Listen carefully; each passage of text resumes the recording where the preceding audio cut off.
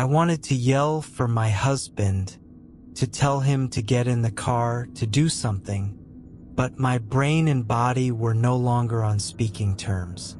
I just turned back around and stared blankly at my phone, trying to pretend none of this was happening.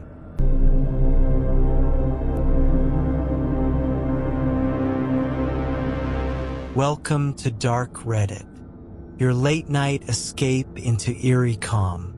I'm Alex, your voice in the dark and your guide through the unknown. This is Podcast 24, 2 hours descent into whispered stories and sleepless stillness. Tonight, we drift through chilling tales unearthed from Reddit's darker corners. Stories of strangers, shadows, and things that don't stay buried. Before we begin, find a quiet place, dim the lights, take one deep breath, and close your eyes. You don't need to watch. You only need to listen. You're safe here. Let the night begin.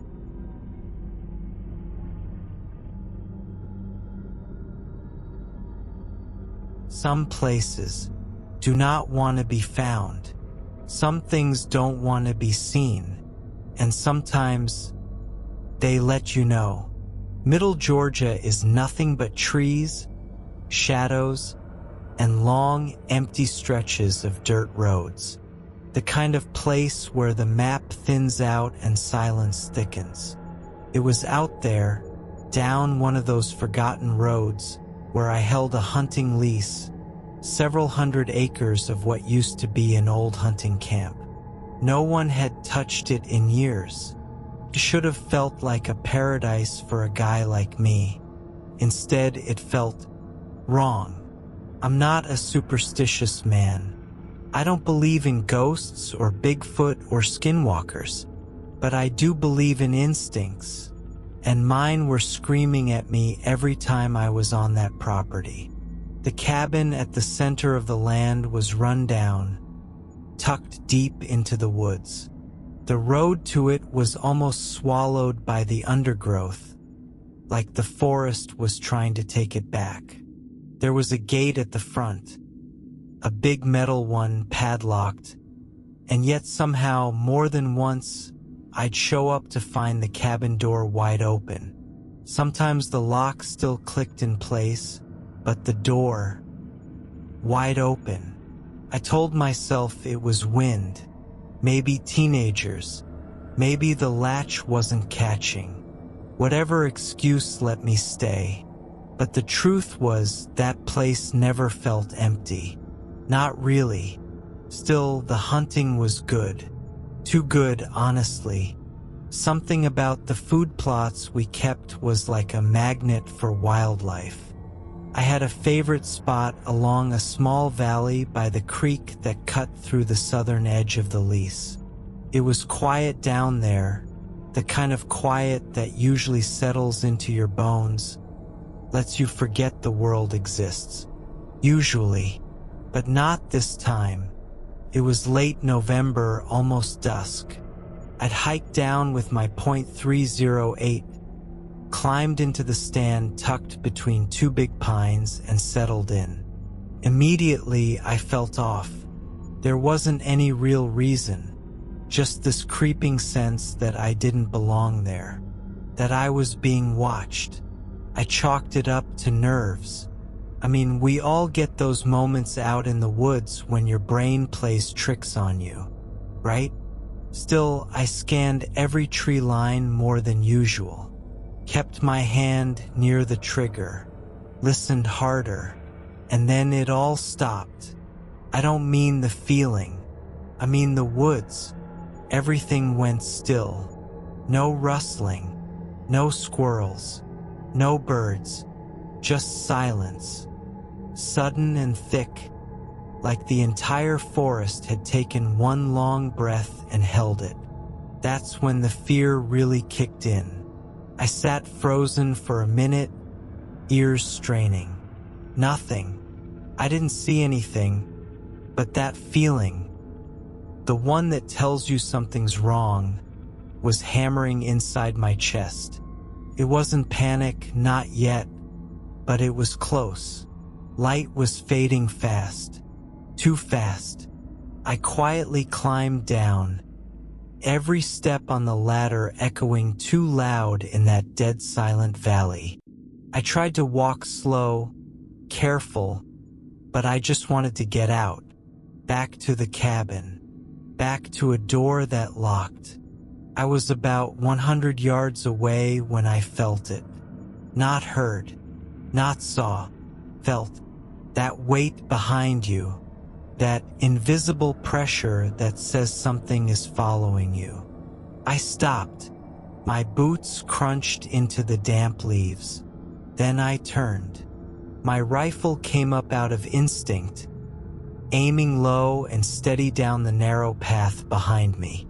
And there it was. Something was standing just where the woods opened up into the clearing near the food plot, dead center of the trail. At first, I thought it was a deer, the way the head was shaped, but it was too tall, way too tall. It stood upright, not fully human, not animal either, something in between. I couldn't see much detail in the dying light, but its eyes caught what little light was left. They reflected it like an animal's, but not yellow or green, more silver, like moonlight on water. It didn't move. It didn't blink. It just watched me. I don't know how long we stared at each other. Seconds, maybe, felt like hours. My mouth went dry. My legs started moving before I even told them to. I didn't run exactly, but I wasn't strolling either. I kept looking back. It was gone. Just gone. No sound. No movement. Just the echo of where it had been. I reached the cabin and locked the door behind me with hands that wouldn't stop shaking. Didn't even sleep there. I grabbed my gear, left food on the table, and drove all the way home with the rifle in my lap. I let the lease expire, never went back. I've told a few people the story over the years. They all give me that look, half you're messing with me, and half you might be crazy. But I know what I saw, and more importantly, I know what I felt. I've hunted my whole life. I've been around bears, wild boars, even wolves once in Alaska. This wasn't like that. This thing wasn't afraid of me. It wasn't stalking me. It was warning me. I don't know what it was. Maybe it was something ancient. Something that never left those woods. Something that doesn't like being watched. All I know is this. There are places in this world where nature doesn't just live. It rules. And when you're out there, you're not the top predator anymore. You're just passing through, if they let you.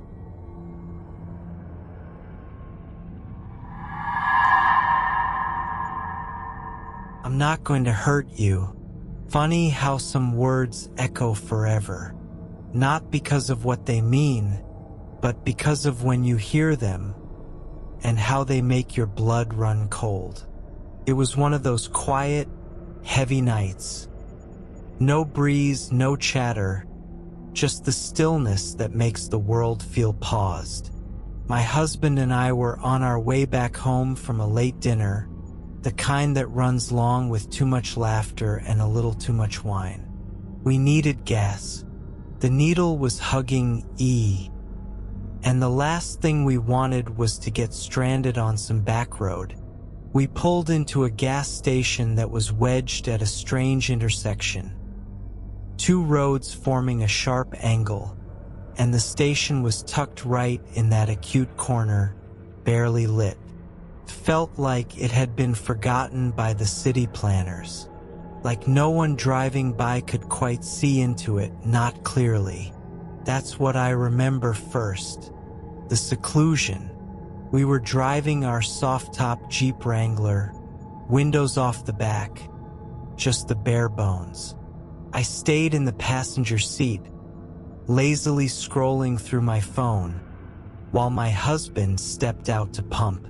And that's when I heard it. "I'm not going to hurt you." The voice came from behind me, far enough away to not be right at the Jeep, but close enough to be meant for me. It wasn't a threatening tone. If anything, it was soft, wavering, meant to soothe. But it didn't. I froze. My thumb paused over my phone screen mid-scroll.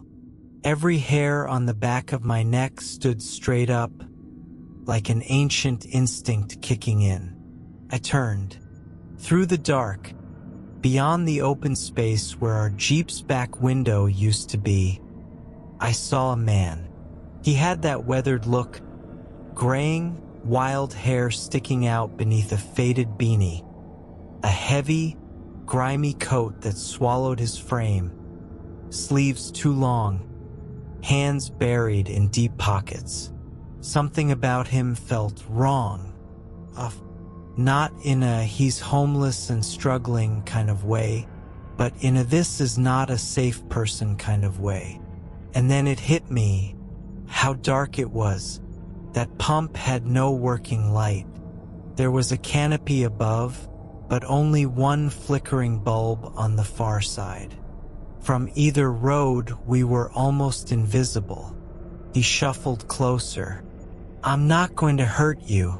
I just need some help," he said again, his voice scraping against something inside me. "Do you have any money? I'm not going to hurt you." He was almost at the Jeep now. Still no hands. I couldn't see his hands. And suddenly, there it was, that feeling.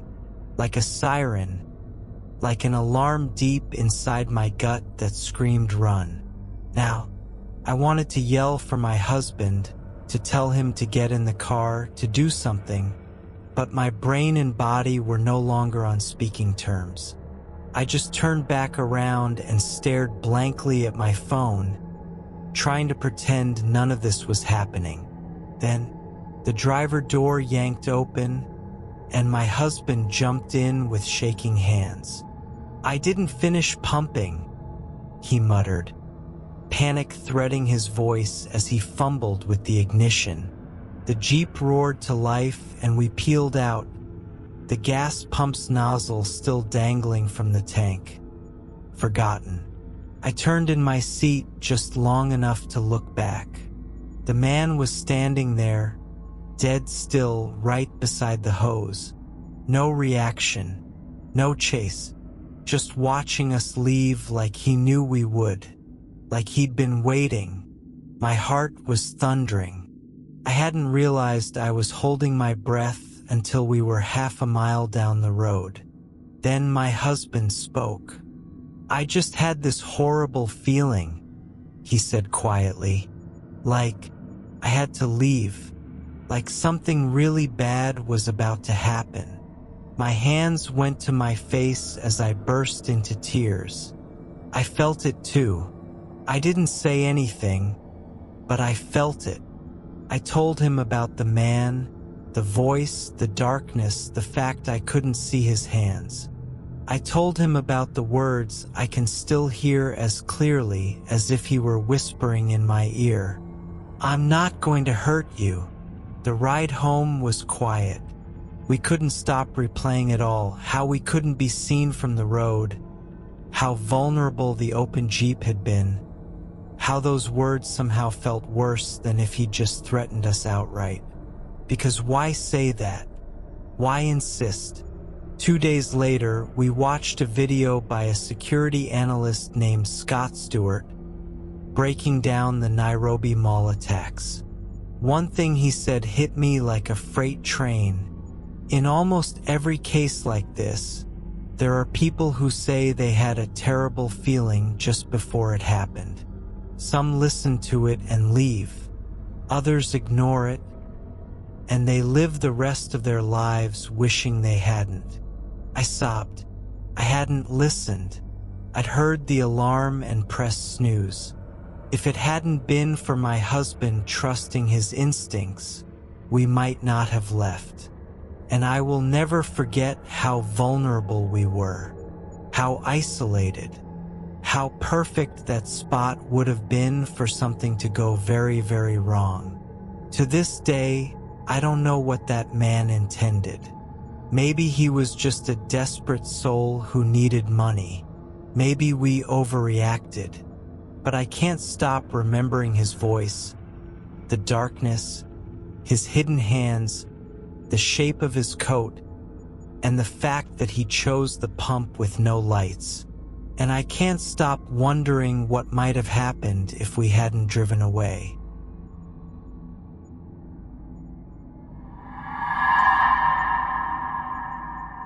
She started with a knock, but she didn't stop there. I was 8. My sister was 12. Our parents had gone out for their anniversary dinner and wouldn't be back until midnight. Just a few hours alone at home. We'd done this before. My sister was mature beyond her years, steady in emergencies, smart enough to know when something wasn't right. But nothing in the world prepares a kid for when your grandmother becomes the source of a nightmare. I didn't know back then, couldn't know, that she was bipolar and spiraling, that she was angry at my dad for setting some kind of boundary and had been warned not to come near the house. My sister had been told quietly, but no one told me. I was just a kid. We were watching TV when the first knock came. 3 slow, heavy raps on the front door. Then a pause. Then, "Robbie, I know you're in there. Robbie, come open the door." I felt my stomach drop. My name, her voice, familiar but not right. My sister didn't say a word, just turned to me, put her finger to her lips. Shoot, something about her expression told me not to move. Not to ask questions. "Robbie!" My grandma yelled again, banging on the door, harder now. "Open this door. I know you're in there." My sister grabbed my hand and pulled me into the hallway. We sat on the floor, tucked between the wall and the linen closet, out of sight from the windows. I remember trying not to breathe too loud, trying not to cry. And then silence. A long, terrifying silence. My 8-year-old brain thought, maybe she gave up. Then crash. One of the bedroom windows. The one on the side of the house. She was slamming her fists against it. Screaming. Not just yelling, but screaming guttural and raw. "Robbie! Robbie! Open this fucking door." That wasn't my grandma. Not the one who gave me candy. Not the one with the flowy blouses and the too sweet perfume. This voice came from somewhere deep, animal, unhinged. She went to every window, every single one, pounding, raging, her voice ragged, inhuman, like something possessed. Then again silence. But this time I didn't relax. My sister squeezed my hand, and I could feel her trembling. We waited. For what? I didn't know. And then she changed. "Robbie?" she cooed. Sweet, gentle. Her voice soft, sugar slick. She sounded like an actual cartoon grandma. "I brought candy. You can come open the door now, sweetie. I won't be mad." She always had candy. Diabetic denial deluxe. Bags of caramels and peppermints and little pink mints in a dish that never emptied. And I believed her. For a second, I really did. But my sister held me tighter. She didn't say anything. She didn't need to. We stayed like that until everything went quiet for a long time. The kind of quiet where even the fridge seems afraid to hum. Eventually, my sister said it was safe to go to bed. We didn't talk. We just went to our rooms like soldiers moving through a minefield. My bedroom faced the backyard, which backed into a wide empty field, long abandoned railroad tracks splitting through it. That night the moon was full, throwing hard white light across the yard and pool. I was lying in bed, staring at the ceiling, trying to convince myself it was over. And then it came. Screwwatch. Long, slow, violent. Against my window. I sat up. The silhouette was unmistakable. My grandma, bent at the shoulders, face pressed to the glass, dragging something sharp. Nails? A ring. Down the pane. She wasn't trying to get in. She was trying to remind me that she was still there. She scratched my window for what felt like forever. And only mine. Not my sister's. Not the kitchen's. Just mine. Then gone. I don't remember falling asleep. I don't remember dreaming. I just remember waking up. The next morning, my sister was already sitting with our parents, explaining everything. I couldn't even be in the room. I just sat on the stairs, knees pulled to my chest, waiting for someone to say something that made it okay again. But there was no okay. Weeks passed. Then came the call. Grandma had died. E. coli infection. Collapsed on the toilet like a morbid punchline. At her funeral, they dressed her in one of her classic billowy tops. There was a breeze in the chapel, and when the fabric fluttered, one of my cousins screamed, "She's alive!" and ran. I didn't laugh. I just watched, waiting for her to scratch at something again. Later that day, I told my parents, "I'm glad she's gone." I don't even remember saying it, but my mom did. She said I added, "Grandma really stressed me out. No 8-year-old should have to say that." But I meant it, and I still do. Both of my parents are gone now, and I never told them everything. How scared I was, how I felt hunted in my own home. But I believe my sister told them what mattered. Now I'm a dad. I have a little girl who rides horses and chases chickens at her grandparents' farm. I cry when I see her pictures with them. Gentle, kind people with warm hands and safe smiles. The kind of grandparents every child deserves. Sometimes, I still wake up thinking I hear scratching. I'll jolt upright, heart pounding. But it's just the wind, or the cat, or nothing. Nothing. That's what I remind myself. She's gone. But I still remember her voice, slipping through the crack in the front door like smoke. "I'm not mad. I brought candy. P.S. I know that mental illness doesn't equal danger. I've spent my adult life working in mental health alongside my wife. People struggling with bipolar disorder are not inherently violent or scary. Most are just trying to make it through the day like anyone else, and are far more likely to be hurt than to hurt others. This was just one person, one story, one trauma, lodged deep in a kid's bones. I know that now, but try telling that to the boy who watched his own grandma become something from a nightmare, just outside his window under a full moon.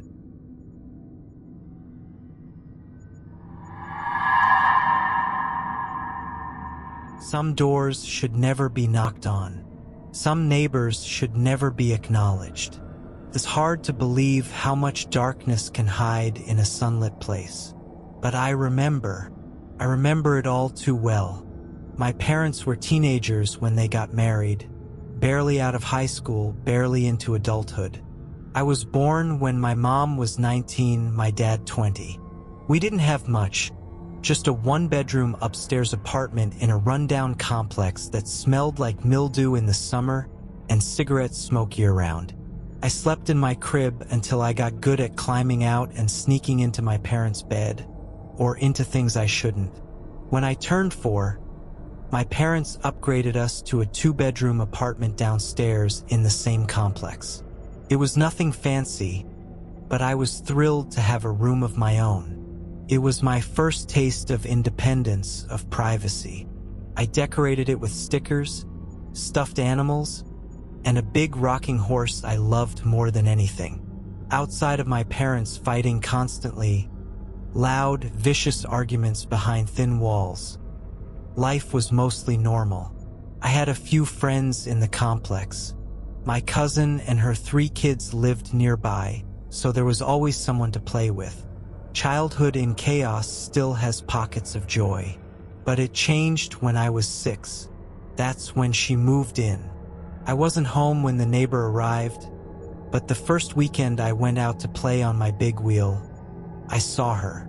She stood at her doorway, arms crossed, staring at me like I'd committed a crime.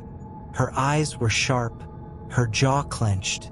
She looked like she hated me, and she didn't even know my name. I didn't like her either.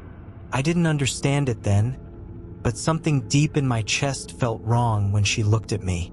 Like a pressure, like I wasn't safe. She didn't just watch me, she seemed to wait for me. I could be in the house, quiet as a mouse, but the moment I stepped outside, she would appear, standing there, eyes like knives.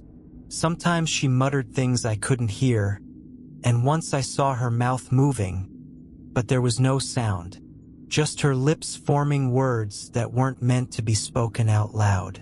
I started holding up a cross with my fingers when I saw her. It made me feel better, protected somehow, but it made her furious. She complained to my mom and said I was flipping her off. My mom, thank God, believed me instead. That's when the weird things started happening in my room. The rocking horse, the one I loved, started to move on its own. It would creak and sway in the middle of the night, the springs groaning like someone was riding it while I tried to sleep. I had a doll with those old-fashioned eyes that opened and closed depending on position, but sometimes its eyes stayed open when it was lying flat, and sometimes it blinked. While lying still, there were knocks in the wall, repetitive, rhythmic, too deliberate to be plumbing or mice. My parents heard them too. Eventually, they let me sleep in their bed again. Then one afternoon, we locked ourselves out of our apartment. No cell phones back then, no cousin at home. Against my pleading, my mom knocked on the neighbor's door to use her phone. The woman let us in, begrudgingly, still glaring. I stayed glued to my mom's side. Her fingers clenched mine like a vice, and I didn't step from behind her leg. Her apartment was dimly lit, and it smelled like burnt herbs and something sour. On the walls were upside-down crosses, horned masks with hollow eyes, shelves lined with candles and little colorful bottles filled with powder. Some shimmered, others absorbed the light. My mom was polite, too polite, but her eyes said everything. We made the call. We left. And once we were safe inside our own apartment again, she called my dad at work. Then she called her family. My grandfather, a pastor, came the next day with a small bottle of olive oil and anointed every corner of our home. My mom's family held a prayer meeting in the living room that night. I remember the adults speaking in tongues, their voices raising above the hum of the television from next door. A few days later, we found a white powder sprinkled across our back door threshold. My mom poured some of the holy oil over it, and the powder seemed to drink it in. It vanished instantly. I remember her eyes narrowing, her lips pressing into a thin line. Later that week, the woman tried to offer me candy. I said no, which was hard. My nickname was Sugar Ant because I'd eat anything sweet without thinking twice. But a few days later, my friend, another girl in the complex, offered me a soft, chewy candy. I didn't know she was the neighbor's granddaughter. I didn't ask. I accepted, and I ate it. That night, I got violently sick. I had a fever that wouldn't break. My skin grew pale and then gray. I had dark circles under my eyes. Couldn't eat, couldn't drink. Nothing helped. The doctors gave us medicine, but nothing worked. My mom kept asking if I'd eaten anything weird. Eventually, I confessed. The moment she found out who the girl was, everything shifted. My dad called my grandfather. My mom called the rest of the family. They came fast. I lay on the couch, drenched in sweat, barely awake, as my family anointed me with oil and formed a circle around me. They prayed, louder than before, harder. The air felt electric. My grandfather made me drink a small cup of the oil. It was thick, bitter, and it burned going down. Within minutes, I felt like I had to throw up. I jumped up, ran to the bathroom, and what came out of me wasn't normal. It wasn't food. It wasn't bile. It was black, thick, sludgy, like tar mixed with ash. I purged until there was nothing left. And then I felt fine, just like that. I was exhausted but alive. I remember my mom crying, my grandfather thanking God, my aunt speaking in tongues again, louder than ever. A few days later, I saw the woman again. She stood outside her door, but her expression had changed. I glared back at her, this time without fear. I made the cross sign with my fingers. She didn't speak. She slammed her door. Within a month, she was gone. I was 6 years old. I had no words for what had happened, but I knew that she tried to hurt me, and that something evil had lived next door. And I've never accepted candy from a stranger since.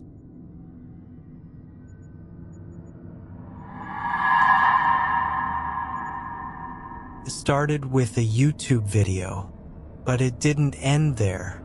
It was a random Tuesday night when it happened. I was on my couch, scrolling through YouTube like I usually do when I can't sleep. The algorithm, in its infinite wisdom, had fed me a video titled, "He Vanished Without a Trace." The channel was scary interesting. One of those deep dive mystery pages covering everything from cave deaths to disappearances to inexplicable paranormal encounters. I wasn't expecting anything more than a dose of late-night unease before drifting off. But about 3 minutes in, I sat up straight. The narrator said the name. My full name. Now, to be clear, I don't have a John Smith kind of name. I've never met another person with my exact combination. Not even close. I've Googled myself before out of curiosity. Never saw anyone else. Until now. I stared at the screen, wide-eyed as the video continued. It showed a blurry photo of a young man, early 20s, brown hair sort of like mine. Nothing that screamed doppelganger, but familiar. And then came the kicker. He went missing on the day I was born. Same year, same month, same day. That stopped me cold. I paused the video, rewound it, played it again. It wasn't a mistake. This guy, this ghost version of me, vanished into thin air on the exact day I came into the world. A strange chill crept up the back of my neck. It didn't feel like a coincidence. The video described how he left his apartment around 7:30 p.m. to go for a walk and never returned. No body, no signs of foul play, no sightings. Just gone. His family reported him missing the next day. Police searched, dogs tracked his scent to a wooded area, and then it stopped, vanished. Something about it felt off. Not just the timing or the name or the weird familiarity, but like something deep in me had always known something was missing. Or someone. That night I couldn't sleep. I lay in bed staring at the ceiling, running through every strange thing that ever happened in my life. Every feeling I couldn't explain. Like the time I was 6 and told my mom I had dreams of being in the woods with the cold sky and no sound. Like how I always felt uneasy near thick forest. Like it was trying to remember me. I decided to do some digging. I found the original missing person report archived online. The man's name was indeed mine. He had been 23, same age I was now. He'd been living in a small town across the country. No mental health issues, no debts, no known enemies. According to his family, he was quiet but bright, had a fascination with the stars, loved hiking alone, and occasionally talked about the feeling of being in 2 places at once. Those were his words. 2 places at once.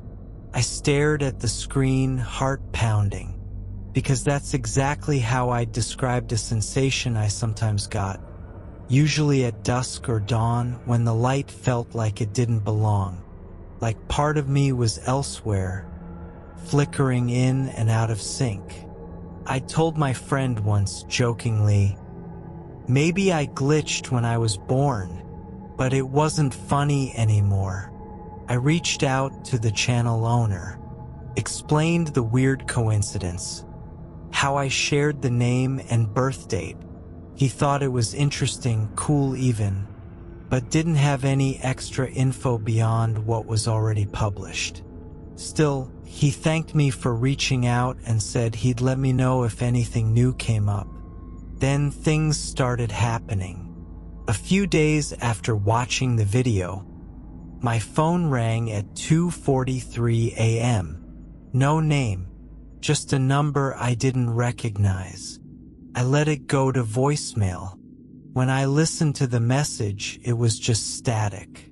First, but behind the static, I could swear I heard something else breathing. Then a whisper, barely audible. You took my place. I replayed it over and over, but it was never clear enough to isolate. Still, I couldn't shake the words. I changed my number. Then my emails started getting weird. Blank messages from addresses with strings of random numbers.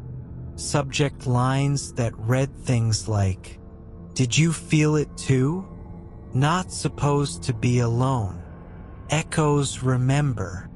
One night I woke up and found my front door unlocked. I live alone. I always double-check the locks. I talked to my mom about the name coincidence, about the date. She got quiet, said she didn't want to worry me. Then she said something I'll never forget. When she was pregnant with me early on, the doctors thought she might have been carrying twins. There were 2 heartbeats just for a short while, but one vanished. They called it vanishing twin syndrome. Said it was common, nothing to worry about.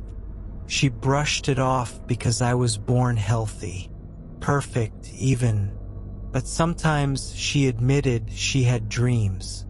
Dreams where she held 2 babies, and one would slip from her arms and disappear into fog. It's been a year since I saw that video.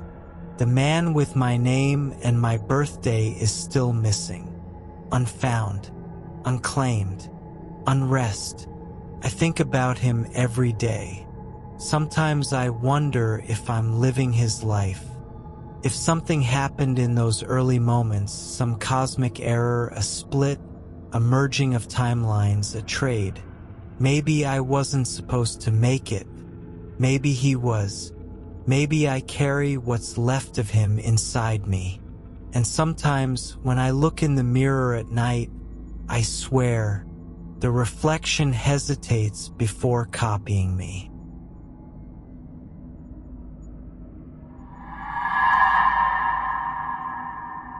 Some stories stay with you not because of what you saw, but because of what you never could explain. There's a certain kind of silence that settles over a grocery store at night. It's not peaceful. It's heavy. Artificial lights buzz. Distant coolers hum. And everything echoes in ways it shouldn't. You start to notice the way shadows move across freezer doors and how the empty aisles seem to watch you more than you watch them. I was used to it. 19 years working overnight as a grocery stocker manager will do that to you. You stop jumping at the little sounds. You stop imagining things. Or at least, you try to. This happened about 15 years ago, and I still can't shake it. It was a night like any other. No truck delivery, just backstock to organize. A skeleton crew, maybe 5 of us spread across the store. The air smelled of cardboard and that faint metallic chill from the frozen food section. Mary was there that night too. She was from the meat department, and once a week someone from her team stayed late to deep clean. This week it was her turn. Mary was in her late 50s. Quiet, dependable, always wore the same blue hoodie under her white apron. We chatted occasionally during shift changes, and I liked her. Everyone did. She was grounded, which is why what happened next rattled me. It was just after midnight when Mary came up to me. Her eyes were wide. She looked pale, like all the blood had drained from her face. "Someone's back there," she said, voice trembling. "In the meat department. A man, dressed in black. He's just standing there, watching. And he motioned for me to come over." I stared at her for a second, waiting for the punchline, but there wasn't one. Her hands were shaking. I immediately grabbed one of my guys, Tony, and we walked back with her. We checked the meat section. Nothing. Walk-in fridge, empty. Storage rooms, locked. Break room, dead quiet. Nobody. I told her we'd looked everywhere, that maybe it was just a trick of the light, but even as I said it, I felt something. A pressure in the air, like the store had taken a deep breath and was holding it. Mary didn't argue. She just nodded slowly and went back to her cleaning. 10 minutes later, she came running up again. This time, she didn't speak right away. Just stared at me with this look I'll never forget. Like she was stuck between terror and confusion. "He was back," she whispered. "Same man, same spot." He pointed at me this time. That made my stomach twist. I went back again with Tony, and again we found nothing. Not even a footprint on the freshly mopped floor. That's when I decided Mary was done for the night. "Go home," I told her gently. "Get some rest. We've got it from here." She hesitated, like she didn't want to leave me alone with whatever was out there. But she nodded, grabbed her bag, left. When the store manager came in around 6 a.m., I told her the whole story. She raised an eyebrow and pulled up the security footage. We sat there watching the meat department camera feed from earlier in the night. Frame by frame, nothing. Mary walked into view. She paused, looked up, Her expression changed from calm to wide-eyed terror. But the footage showed no one else. No shadow, no movement, nothing. The manager pursed her lips. "You know," she said, "Mary told me something strange a few nights ago. Said a customer threatened her with a knife, but we reviewed the footage and never saw anyone. Thought maybe she was stressed. I didn't say anything, because that pressure was back in the room, like the store still wasn't breathing right. The next night, I came in at my usual time, a little before 10 p.m. One of the cashiers pulled me aside before I could clock in. "Did you hear?" she asked softly. My heart dropped. "Mary passed away this morning," she said. "She went home after work, went to bed, and never woke up." I don't remember what I said in response. I think I just nodded and went about my shift in a daze.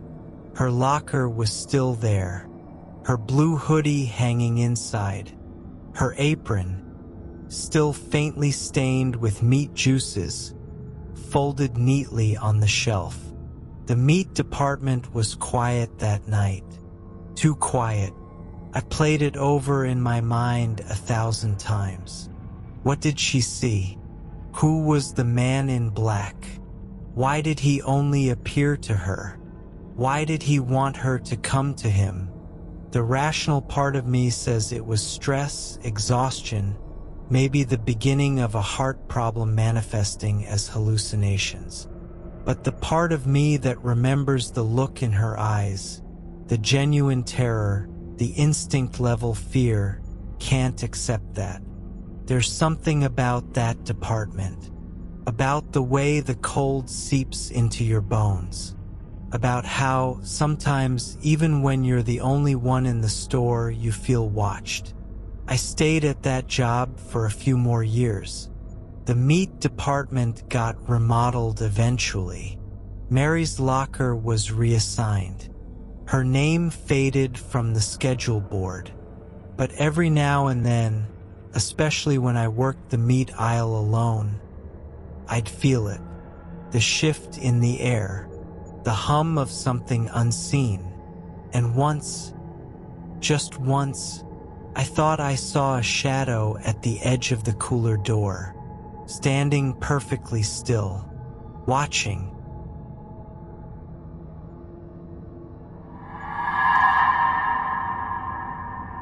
Some nights, you think you're alone until something proves you wrong. There's a certain kind of silence that only happens at 1 a.m. when the world outside feels just asleep enough to be harmless. I used to like that time, that soft, slow hour when you feel like the only person awake in the city. Not anymore. A few years back, I was living alone on the second floor of this old apartment building. One of those places with radiators that hiss like they're angry, creaky wooden floors, and a fire escape that groaned every time the wind hit just right. The building had character, charm even. At least that's what I told myself. I was single, working from home most days, and used my nights to decompress. On this particular night, I was binge-watching some show. I can't even remember which one now. It was just background noise. Comfort. My living room window overlooked the alley between buildings. Nothing scenic, but I liked the breeze it gave. The curtains were drawn mostly closed, just a small gap near the middle. Not enough for anyone to see in, or so I thought. That night was oddly warm. Windows cracked, lights low. I remember sitting on the couch with a blanket, one foot tucked under me, half-finished tea on the table. It was sometime around 1 a.m. when I got that feeling. You know the one, like the air shifted just slightly, like your skin suddenly knows something your brain hasn't caught up to yet. Being watched. First, I brushed it off, told myself I was just keyed up from the show. But then I caught movement, just a flicker, in the corner of my eye. I paused the TV. Silence. For a moment, everything was still, until I looked toward the window. There, through the narrow slit between the curtains, was a face. A man's face, pressed almost against the glass. Eyes wide open, watching. I can't explain the kind of freeze that takes over your body in that moment. It's not panic, not at first. It's disbelief. Your brain stalls trying to rewrite what you're seeing. I stared. He stared back. His expression wasn't angry or curious. It was blank, as if watching me was a task, like he was studying me. I finally moved, stood too fast, knocking over my tea. The clatter must have startled him, because in an instant, he turned and bolted down the fire escape. I heard the metal rattle under his weight. I rushed to the window, pulling the curtains back completely. He was already gone. The alley was empty, except for a fluttering paper bag caught on a fence. I didn't sleep that night. The next morning, I called the building manager. A guy named Joe, mid-60s, lived in one of the ground floor units. Had this way of making you feel like you were overreacting just by how calmly he chewed his gum.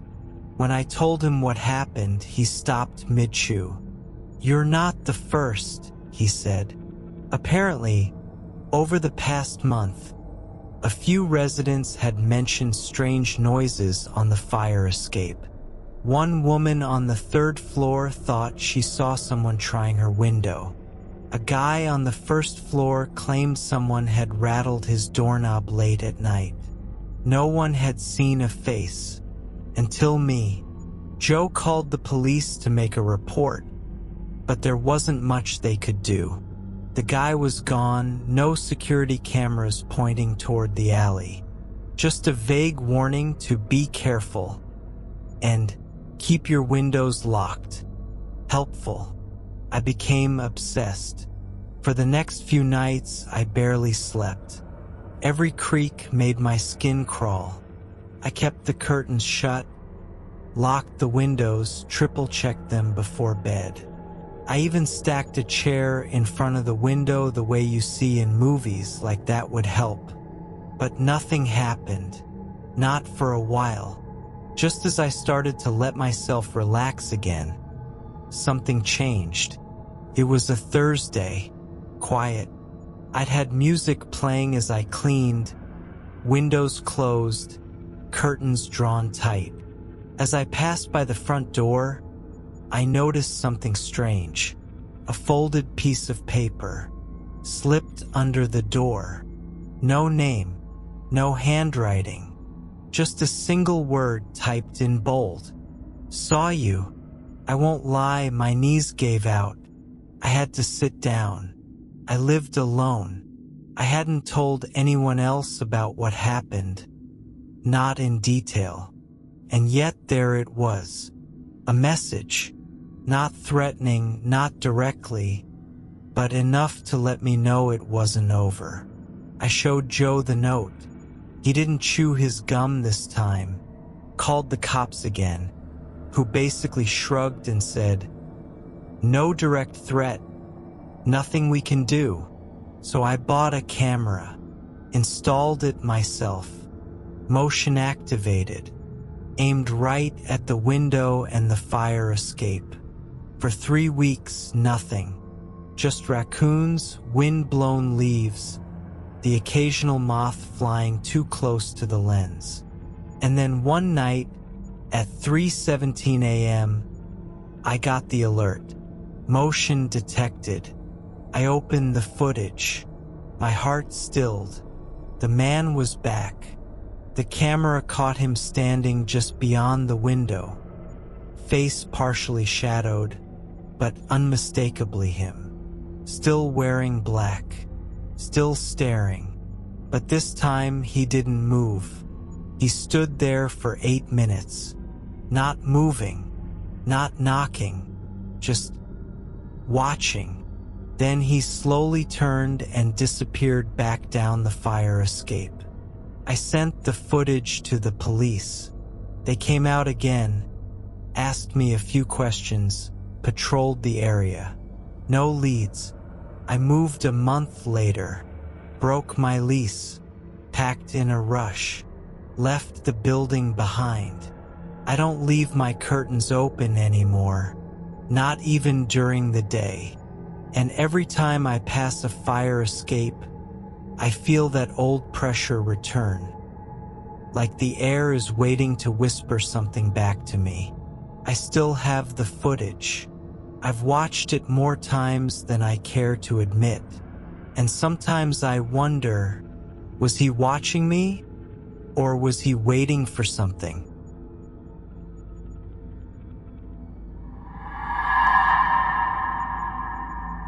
Some nights stay with you not because of what happened, but because of what almost did, or what you felt deep in your gut when logic failed and instinct took over. This story begins in the quiet hours after midnight, in my son's room, where I've slept every night for years. He has autism and needs me nearby, sometimes for comfort, sometimes for safety, sometimes just so he knows he's not alone. I sleep on a separate bed in the same room, always light sleeping, always attuned to his small movements or quiet vocalizations in the night. There's a rhythm I got used to, a bond built in the dark. When he was a toddler, he had this mischievous little habit. He'd wake up, crawl out of his toddler bed, with that little half rail meant to keep him safe, and scoot across the floor, giggling under his breath like he was pulling off the greatest heist in the world. He always thought he could sneak past me. He never could. One night, a few years ago, I was sleeping lightly as usual, curled under a worn blanket with the soft hum of the night outside, and then I felt it.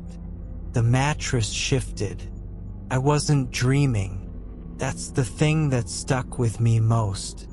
I felt someone sit at the edge of my bed, just the faintest pressure, like someone easing down slowly so they wouldn't wake me. I didn't even panic at first. I was used to little nighttime interruptions. Without opening my eyes, I said groggily, "Get back in bed, sweetheart." I finally turned over, expecting to see my son giggling near my feet or crouching beside the dresser. And I saw him, crawling across the floor, just like always, his silhouette moving silently across the room, a little glimmer of moonlight catching his hair. I opened my mouth to repeat myself, "Back to bed," when a sudden, unmistakable sound came from behind me. A snore. I turned my head slowly, and there he was, my son, asleep, still in his bed, arms tucked under his chin, breathing in slow, steady rhythm. My blood ran cold. I whipped my head back to the floor. Empty. No crawling child. No giggles. Just the faint creak of the house settling. My own breath in my ears. It was like the air in the room had shifted, like something had entered and left without a sound. I told myself later that it was just a dream, that maybe I'd confused a past memory with a present moment, that my half-sleeping brain played tricks on me. But the thing is, it kept happening. For a while, it was every few weeks. The sensation of someone sitting at the edge of my bed. Soft pressure, distinct. Never with sound. Never with footsteps. Just the unmistakable weight of something settling. It always happened around 3 a.m. That witching hour I used to think was just for horror movies and ghost stories. Until I lived it. Then it stopped. Years passed without a single incident. My son grew and his routines changed. So did mine. I still slept in his room, but those eerie sensations faded. I thought maybe I'd finally caught up on sleep. Maybe my nerves had settled. Maybe whatever it was had moved on. And then it came back. Just recently, I felt it again. The same dip in the mattress. The subtle weight of something human or human-like sitting at the edge of the bed. No sound. No movement. Just presence. I lay there, eyes open in the dark, refusing to turn and look. I was older now, more rational. I'd seen enough to know that sometimes not seeing is the better choice. I whispered his name, my son, softly so as not to startle him if he was asleep. Nothing. Then a snore. Familiar. Gentle. He was in his bed. Same as always. And yet I knew I wasn't alone. It wasn't my son. It wasn't a trick of memory. It was the same feeling from before, back again after years of silence. I felt the weight lift, like someone rising slowly, politely. Then nothing. No creak of footsteps. No opening door. Just the heavy stillness that follows when something unnatural slips back into the shadows. I haven't told many people about this. Most would say it's stress or fatigue or some side effect of sleeping lightly every night for a decade. I mean, I get it. It sounds impossible. But I also know what I felt. That weight is as real as the gravity in this room.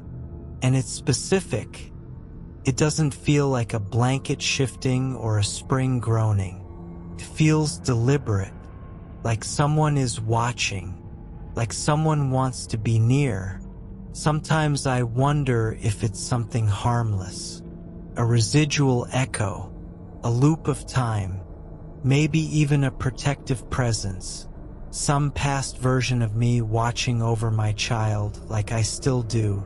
But other times, especially when I feel that cold press in the pit of my stomach, I wonder if it's something else, something waiting, because whoever or whatever it is doesn't want anything. It doesn't speak. It doesn't try to scare me.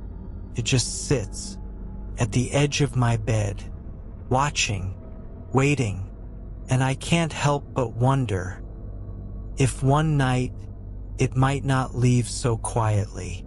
If there's a takeaway here, it's this: trust the small sensations, the things that don't quite make sense, the weight on your bed that no one else felt, the shadow you saw from the corner of your eye, the child who's asleep even when you just saw him crawling on the floor. It doesn't have to make sense to be real. It just has to be there. And sometimes it is.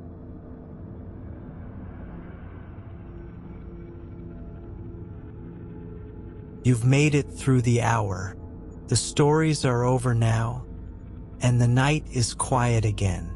Let the silence soothe you. Whatever followed you from the tales, leave it here. You're safe. You're calm. And you're already drifting deeper into rest. If you enjoyed these stories, consider subscribing to Dark Reddit for more nightly chills. Until next time, sleep well.